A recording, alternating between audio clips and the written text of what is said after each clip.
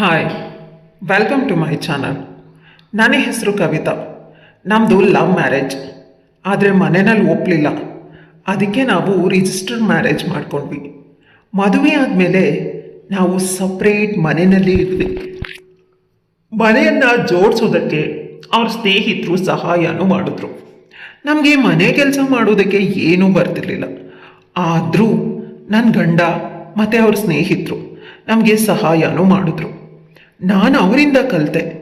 ಮದುವೆಯಾದ ಮೊದಲ 2 ವರ್ಷ ಚೆನ್ನಾಗೇ ಇತ್ತು. ಆದರೆ ನನ್ನ ಗಂಡನ ಕಡೆಯ ಮನೆಯವರು ಮಾತಾಡ್ಸೋದಕ್ಕೆ ಶುರು ಮಾಡಿದಾಗಿನಿಂದ ನಮ್ಮಲ್ಲಿ ಸಮಸ್ಯೆಗಳು ಶುರುವಾದವು. ಅವರು ನಮ್ಮ ಮನೆಗೆ ಬರ್ತಾನೇ ಇರಲಿಲ್ಲ. ಆದರೂ ಫೋನ್ನಲ್ಲಿ ಎಲ್ಲವನ್ನ ಮಾತಾಡಿ ನಮ್ಮ ಮಧ್ಯೆ ಜಗಳ ತಂದಿಡ್ತಿದ್ರು. ನಮ್ಮ ಮಧ್ಯೆ ಜಗಳ ಬರೋದಕ್ಕೆ ಕಾರಣ ಏನು ಅಂತಂದರೆ, ನಮಗಿನ್ನೂ ಮಕ್ಕಳಾಗಿಲ್ಲ ಅಂತ. ಮೊದಲು ನಾವೇ ಮಕ್ಕಳು ಬೇಡ ಅಂತ ಅಂದ್ಕೊಂಡಿದ್ವಿ. ಆದರೆ ಈ ಜಗಳಗಳು ಬಂದಾಗಿಂದ ಸರಿ, ನಮಗೂ ಈಗ ಮಕ್ಕಳು ಮಾಡಿಕೊಳ್ಳೋ ಸಮಯ ಬಂದಿದೆ ಅಂತ ನಾವು ಮಕ್ಕಳು ಮಾಡೋ ಪ್ರಯತ್ನದಲ್ಲಿ ತೊಡಗಿದ್ವಿ. ನನ್ನ ಗಂಡಂಗೆ ಫಲಿತಾಂಶ ಬೇಗ ಬರಬೇಕು. ಆದರೆ ನನ್ನ ದುರಾದೃಷ್ಟಕ್ಕೆ ನಾವು ಮಕ್ಕಳು ಮಾಡೋ ಪ್ರಯತ್ನ ಮಾಡಿದ ದಿನದಿಂದ 6 ತಿಂಗಳಾದರೂ ನಮಗೆ ಮಕ್ಕಳೇ ಆಗಲಿಲ್ಲ. ನಮ್ಮ ಮಧ್ಯೆ ಇನ್ನಷ್ಟು ಜಗಳ ಆಯಿತು. ಮನೆಯಲ್ಲಿ ಮನಃಶಾಂತಿನೇ ಇರಲಿಲ್ಲ. ನನ್ನ ಗಂಡ ನನ್ನೊಂದಿಗೆ ಮಾತಾಡೋದನ್ನೇ ಬಿಟ್ಬಿಟ್ರು.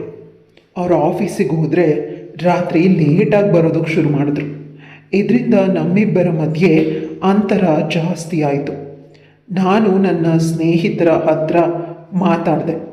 ಅವರೆಲ್ಲರೂ ಡಾಕ್ಟರ್ ಹತ್ರ ಹೋಗಿ 1 ಸಾರಿ ತೋರಿಸಿ ಅಂತ ಹೇಳಿದ್ರು. ನಾವು ಅವರ ಸಲಹೆಯನ್ನು ತಗೊಂಡು ನಮ್ಮ ಮನೆ ಹತ್ರ ಇರೋ ಡಾಕ್ಟರ್ನ ಭೇಟಿಯಾದ್ವಿ. ಅವರು ಕೆಲವು ಟೆಸ್ಟ್ಗಳನ್ನು ಮಾಡೋದಕ್ಕೆ ಹೇಳಿದ್ರು. ನಾವು ಅದೆಲ್ಲವನ್ನ ಮಾಡಿಸಿದ್ವಿ. ಟೆಸ್ಟ್ಗಳ ಫಲಿತಾಂಶ ಬಂದ ಮೇಲೆ ಡಾಕ್ಟರ್ ನಮ್ಮಿಬ್ಬರನ್ನ ಕರೆದು, ನಿಮ್ಮಿಬ್ರಿಗೂ ಯಾವುದೇ ತೊಂದರೆ ಇಲ್ಲ, ಆದರೆ ನೀವಿಬ್ಬರು ಒತ್ತಡದಲ್ಲಿದ್ದೀರಿ, ಅದಕ್ಕೆ ಫಲಿತಾಂಶ ಬರ್ತಾ ಇಲ್ಲ. ನೀವು ಮನಃಶಾಂತಿಯಿಂದ ಇದ್ದರೆ ಎಲ್ಲವೂ ಸಾಧ್ಯ ಅಂತ ಹೇಳಿ ಒಂದಷ್ಟು ಟ್ಯಾಬ್ಲೆಟ್ಸ್ನ ಬರೆದು ಕಳಿಸಿದ್ರು. ನಮ್ಮಿಬ್ರಿಗೂ ಸ್ವಲ್ಪ ಸಮಾಧಾನ ಆಯಿತು. ಬೇರೆ ಯಾವುದೇ ತೊಂದರೆ ಇಲ್ಲ ಅಂತ ತಿಳಿದು ನೆಮ್ಮದಿನೂ ಆಯಿತು. ಈ ಘಟನೆಯಾದ 3 ತಿಂಗಳ ನಂತರ ನನಗೂ ನನ್ನ ಗಂಡನಿಗೂ ದೊಡ್ಡ ಜಗಳನೇ ಆಯಿತು. ನನ್ನ ಗಂಡ ಒಂದು ಮಾತು ಹೇಳಿದ್ರು. ಇಲ್ಲಿವರೆಗೂ ಎಷ್ಟೇ ಜಗಳ ಆಡಿದರೂ ಅವ್ರು ನನ್ನನ್ನು ಯಾವತ್ತೂ ಆ ರೀತಿಯಾಗಿ ನೋಡಿರಲಿಲ್ಲ. ಆದರೆ ಈ ಒಂದು ವಿಷಯ ನನ್ನ ಮನಸ್ಸಿಗೆ ತುಂಬ ಆಘಾತವನ್ನೇ ತಂದಿತ್ತು. ನಾನು ಮನೆ ಆಚೆ ಜಗಲಿ ಮೇಲೆ ಕೂತು ನಡೆದದ್ದನ್ನೆಲ್ಲ ನೆನಪಿಸ್ಕೊಂಡು ಅಳ್ತಿದ್ದೆ. ಆಗ ಪಕ್ಕದ ಮನೆಯ ಬಾಗಿಲಿನಿಂದ ಒಂದು ಪರಿಚಿತ ಮುಖ ಹೊರಗೆ ಬಂತು. ಎಲ್ಲೋ ನೋಡಿದ್ದೀನಿ ಅನ್ನೋ ನೆನಪು, ಆದರೆ ಸರಿಯಾಗಿ ಗೊತ್ತಾಗ್ತಿರ್ಲಿಲ್ಲ. ನಂತರ ನೆನಪಾಯಿತು, ಇವರು ನಾವು ಡಾಕ್ಟರ್ ಹತ್ರ ಹೋಗಿದ್ದ ಡಾಕ್ಟರ್ ಹೊಸದಾಗಿ ಪಕ್ಕದ ಮನೆಗೆ ಬಂದಿದ್ರು. ನನ್ನನ್ನು ನೋಡಿ ಯಾಕೆ ಅಳ್ತಿದ್ಯಾ ಅಂತ ಕೇಳಿದ್ರು. ನಾನು ಅವ್ರಿಗೆ ಏನೂ ಹೇಳಲಿಲ್ಲ. ಬದಲಿಗೆ ಅವರ ಕುಶಲೋಪರಿಯನ್ನು ವಿಚಾರಿಸಿದೆ. ಅವ್ರ ಮನೆಯಲ್ಲಿ ಒಬ್ಬರೇ ಇದ್ದರು. ನನ್ನ ಗಂಡ ಕೋಪದಿಂದ ಅವತ್ತಿನ ರಾತ್ರಿ ಮನೆಗೆ ಬರಲಿಲ್ಲ. ನಾನು ಅವರಿಗಾಗಿ ಅವ್ರು ಇಷ್ಟಪಡೋ ಅಡುಗೆನೂ ಮಾಡಿದ್ದೆ. ಬಹಳ ಹೊತ್ತು ಕಾದೆ. ನಂತರ ಫೋನಲ್ಲಿ ಅವ್ರು ಬರೋದಿಲ್ಲ ಅಂತ ತಿಳಿತು. ಹಾಗಾಗಿ ಮಾಡಿದ ಊಟನ ಪಕ್ಕದ ಮನೆ ಡಾಕ್ಟರಿಗೆ ಕೊಡೋದಕ್ಕೆ ಹೋದೆ. ಅವ್ರ ಪಾಪ ಅಡುಗೆ ಮಾಡಿಕೊಡೋದಕ್ಕೆ ಒದ್ದಾಡ್ತಿದ್ರು. ಅವ್ರ ಪರಿಸ್ಥಿತಿ ನೋಡಿ ನನಗೆ ನಗು ಬಂತು. ನಾನು ನಗದೇ ಇದ್ದಿದ್ದರಿಂದ ನಾನು ಹಿಂದೆ ಬರೋದು ಅವ್ರಿಗೆ ಗೊತ್ತಾಯಿತು. ಅವ್ರು ನಗ್ತಾ, ನೀವು ಬಂದಿದ್ದೇ ಗೊತ್ತಾಗಲಿಲ್ಲ, ಸಾರಿ ಅಂದರು. ನಾನು ಪರವಾಗಿಲ್ಲ, ನಿಮ್ಮ ಪಚಿತಿ ಇವತ್ತಿಗೆ ನಿಲ್ಲಿಸಿ, ಯಾಕಂದರೆ ನಾನು ನಿಮಗೆ ಊಟ ತಂದಿದ್ದೀನಿ ಅಂದೆ. ಅವರು, ನಿಮಗೆ ಯಾಕೆ ತೊಂದರೆ, ನಾನೇ ಮಾಡ್ಕೋತಿದ್ನಲ್ಲ ಅಂದರು. ನಾನು ಪರವಾಗಿಲ್ಲ ತಗೊಳ್ಳಿ, ನಾವು ನೆರೆಹೊರೆಯವರು ಅಂದೆ. ನಾನು ಊಟನ ನೀಡಿ ನಮ್ಮ ಮನೆಗೆ ವಾಪಸ್ ಬಂದೆ. ಅಂದು ರಾತ್ರಿ ಡಾಕ್ಟರ್ ಮಾಡಿದ್ದನ್ನು ನೆನಪಿಸ್ಕೊಂಡು ನಗ್ತಾ ಮಲ್ಕೊಂಡೆ. ಮರುದಿನ ಡಾಕ್ಟರ್ ಪಾತ್ರೆನ ಹಿಂತಿರುಗಿಸೋದಕ್ಕೆ ನಮ್ಮ ಮನೆಗೆ ಬಂದರು. ನಾನು ಅವ್ರನ್ನ ಒಳಗಡೆ ಕರೆದು ಕಾಫಿ ಕುಡೀರಿ ಅಂತ ಆಹ್ವಾನ ಕೊಟ್ಟೆ. ಅವ್ರ ಮನೆ ಒಳಗಡೆ ಬಂದು ಸೋಫಾ ಮೇಲೆ ಕೂತ್ಕೊಂಡ್ರು. ಕಾಫಿ ಕುಡಿತಾ ಅವ್ರು ಕೇಳಿದ್ರು, ನಿಮ್ಮ ಗಂಡ ಇಲ್ವಾ? ಅದಕ್ಕೆ ನಾನು ಕೆಲಸಕ್ಕೆ ಹೋಗಿದ್ದಾರೆ ಅಂದೆ. ಅವ್ರು ಮತ್ತೆ ಕೇಳಿದರು, ನಿಮ್ಮಿಬ್ಬರ ಸಮಸ್ಯೆ ಬಗೆಹರಿತಲ್ವಾ? ಅದಕ್ಕೆ ನಾನು ಅದು ಹಾಗೇ ಇದೆ ಡಾಕ್ಟರ್, ಈ ಸಮಸ್ಯೆಗೆ ಪರಿಹಾರನೇ ತಿಳಿತಾ ಇಲ್ಲ ಅಂದೆ. ಅವ್ರು ಹೇಳಿದರು, ಈ ಸಮಸ್ಯೆಗೆ ಪರಿಹಾರ ನಿಮ್ಮ ಕೈಯಲ್ಲೇ ಇದೆ. ಒಬ್ಬ ಡಾಕ್ಟರ್ ಆಗಿ ಹೇಳ್ತಾ ಇದ್ದೀನಿ, ವಾರಕ್ಕೆ ಎಷ್ಟು ಬಾರಿ ನೀವು ಜೇನನ್ನು ಹೀರ್ತೀರಾ?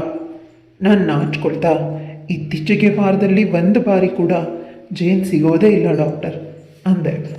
ಆಗ ಡಾಕ್ಟರ್ ನಗ್ತಾ, ಜೇನಿಲ್ಲ ಅಂದರೆ ನಿಮಗೆ ಸಿಹಿ ಸುದ್ದಿ ಹೇಗೆ ಸಿಗುತ್ತೆ? ಮೊದಲು ಅದ್ರ ಕಡೆ ಗಮನ ಕೊಡಿ ಅಂದರು. ನಾನು ತಲೆ ಬಾಗಿಸಿ ಕಿರುನಗೆ ಬೀರುತ್ತಾ ನಾಚ್ಕೊಂಡೆ. ಅವ್ರು ಕಾಫಿ ಕುಡಿದು ನಾನಿನ್ನು ಬರ್ತೀನಿ ಅಂತ ಹೇಳಿ ಹೋದರು. ರಾತ್ರಿ ನನ್ನ ಗಂಡ ಬಂದ ಮೇಲೆ ಡಾಕ್ಟರ್ ಬಂದಿದ್ದ ವಿಷಯನ ಹೇಳಲಿಲ್ಲ. ಆದರೆ ಈ ವಿಷಯದ ಕುರಿತು ಮಾತಾಡಿದೆ. ಅವರು ಯಾಕೋ ಕೋಪಗೊಂಡ್ರು. ನನಗೆ ಈ ಮದುವೆ ಬೇಡ ಅಂತ ತಿರಸ್ಕರಿಸಿದ್ರು. ಮದುವೆ ಮುರಿದು ಬಿಟ್ಟಿತ್ತು ಅನ್ನೋ ದುಃಖ ಒಂದು ಕಡೆ, ಇನ್ನೊಂದು ಕಡೆ ಪರಿಹಾರ ಇದ್ದರೂ ಅದನ್ನು ಸರಿಪಡಿಸ್ಕೊಳ್ಳೋದಕ್ಕೆ ಸಾಧ್ಯ ಆಗ್ತಾ ಇಲ್ವಲ್ಲ. ಮರುದಿನ ತಿಂಡಿ ಮಾಡಿ ಡಾಕ್ಟರ್ಗೆ ನೀಡೋದಕ್ಕೆ ಅವ್ರ ಮನೆಗೆ ಹೋದೆ.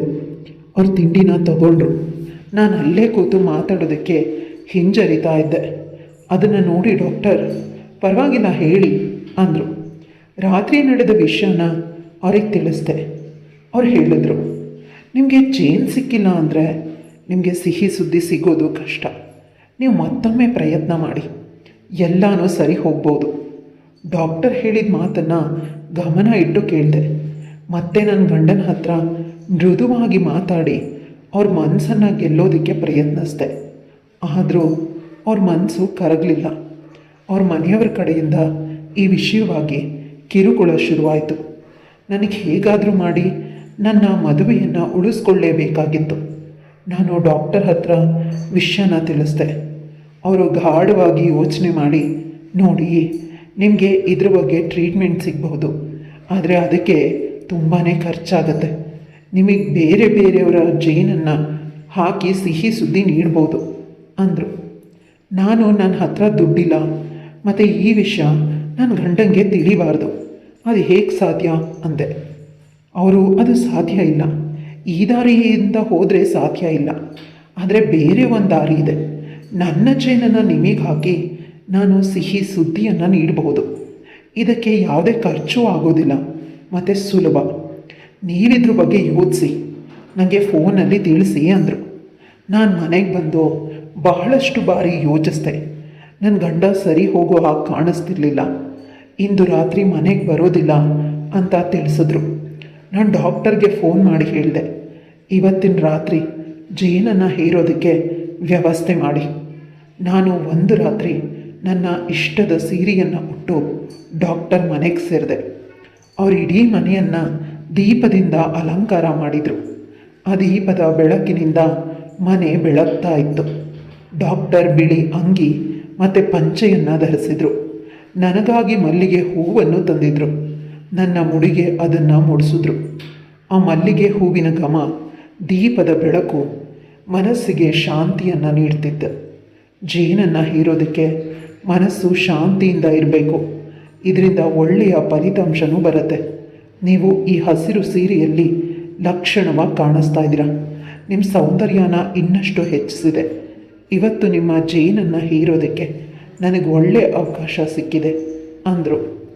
ಡಾಕ್ಟರ್ ನಿಧಾನಕ್ಕೆ ಜೇನನ್ನು ಹೀರೋದಕ್ಕೆ ಪ್ರಾರಂಭಿಸಿದ್ರು. ಅವ್ರಿಗೆ ಯಾವುದೇ ಆತುರನೂ ಇರಲಿಲ್ಲ. ನಿಧಾನಕ್ಕೆ ಪ್ರತಿ ಹೂವನ್ನು ನೋಡಿ ಮೆಲ್ಲಗೆ ಜೇನನ್ನು ಹೀರ್ತಿದ್ರು. ಜೇನಿನ ಸಿಹಿ ಅತಿಯಾಗಿತ್ತು. ಆ ಸಿಹಿಯನ್ನು ಇನ್ನಷ್ಟು ಹೆಚ್ಚು ಮಾಡಲು ಡಾಕ್ಟರ್ ಇಂಜೆಕ್ಷನನ್ನು ನೀಡಿದರು. ಇಂಜೆಕ್ಷನ್ ಮೊದಲ ಬಾರಿಗೆ ಹಿತವಾಗಿತ್ತು. ಇಂಜೆಕ್ಷನ್ ಗಾಢವಾಗಿತ್ತು ಮತ್ತು ಸುದೀರ್ಘವಾಗಿತ್ತು.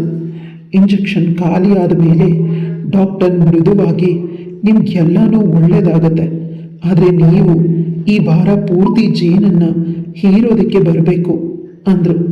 ನಾನು ಆಯಿತು, ಹಾಗೆ ಮಾಡ್ತೀನಿ ಅಂದೆ. ನಾನು ಮನೆಗೆ ತಲುಪಿದೆ. ನನ್ನ ಗಂಡ ಮಾರನೇ ದಿನ ಬಂದರು. ನಾನು ಅವರನ್ನು ಖುಷಿಯಿಂದ ಸ್ವಾಗತಿಸಿದೆ. ಅವರಿಗಾಗಿ ಮನೆಯನ್ನು ಸಿಂಗರಿಸಿದ್ದೆ. ಅವರಿಗೆ ನನ್ನ ಮೇಲಿನ ಪ್ರೀತಿ ಮತ್ತೆ ನೆನಪಾಯಿತು. ಸ್ವಲ್ಪ ಮೃದುವಾದರು. 2-3 ದಿನಗಳಲ್ಲಿ ಅವರೇ ನನಗೆ ಜೇನನ್ನು ನೀಡೋದಕ್ಕೆ ಶುರು ಮಾಡಿದ್ರು. ಆದರೆ ನನಗೆ ಡಾಕ್ಟರಿಂದ ಪಡೆದ ಜೇನು ಸಿಹಿಯಾಗಿತ್ತು. ಅದಕ್ಕೆ ಸಿಹಿ ಸುದ್ದಿ ಬರೋವರೆಗೂ ಅವರಿಂದನೂ ಜೇನನ್ನು ಪಡೆದೆ. ಇಷ್ಟು ಜೇನನ್ನು ಪಡೆದ ಮೇಲೆ ಸಿಹಿ ಸುದ್ದಿ ಬಾರದೇ ಇರುತ್ತಾ? 1 ತಿಂಗಳಿಗೆ ಸಿಹಿ ಸುದ್ದಿ ಬಂದಿತ್ತು. ನನ್ನ ಗಂಡನ ಖುಷಿಗೆ ಪಾರವೇ ಇರಲಿಲ್ಲ. ಗೊತ್ತಿಲ್ಲದಂತೆ ಈ ಕಡೆ ಡಾಕ್ಟರ್ ಕೂಡ ಖುಷಿಯಾಗಿದ್ದರು. ನನ್ನ ಗಂಡನ ಮನೆಯವರು ನನ್ನನ್ನು ಒಪ್ಕೊಂಡ್ರು. ನಾವು ಅವ್ರ ಜೊತೆ ವಾಸ ಮಾಡೋದಕ್ಕೆ ಹೊರಟ್ವಿ. ನನಗೆ ಡಾಕ್ಟರ್ನ ಜೇನು ಮತ್ತೆ ಮತ್ತೆ ಕಾಡ್ತಾ ಇದೆ. ನನ್ನ ಮಗು ಹುಟ್ಟಿದ ಮೇಲೆ ನಾನು ಮಗುವಿನ ಮುಖವನ್ನು ನೋಡಿದೆ. ಇದು ಡಾಕ್ಟರ್ ಥರಾನೇ ಇದೆ ಅಲ್ವಾ ಅಂತ ಮನಸ್ಸಲ್ಲಿ ತಾಳೆ ಹಾಕ್ತೆ. ಆದರೆ ನೋಡೋದಕ್ಕೆ ಡಾಕ್ಟರ್ ಮತ್ತು ನನ್ನ ಗಂಡ ಇಬ್ಬರು ಬೆಳ್ಳಗೆ ಇದ್ದರು. ಹಾಗಾಗಿ ಅಂತಹ ಯಾವುದೇ ಲಕ್ಷಣವೂ ಗೊತ್ತೇ ಆಗಲಿಲ್ಲ. ಸೊ ಕತೆ ಇಲ್ಲಿಗೆ ಮುಗಿಯುತ್ತೆ. ಕಥೆಯ ಅನಿಸಿಕೆ ಅಭಿಪ್ರಾಯಗಳೇನಾದರೂ ಇದ್ದರೆ ಕಮೆಂಟ್ ಮಾಡಿ ತಿಳಿಸಿ. ಮತ್ತೊಮ್ಮೆ ಮೀಟ್ ಮಾಡೋಣ ಇನ್ನೊಂದು ಹೊಸ ಕತೆ ಜೊತೆಗೆ. ಬಾಯ್.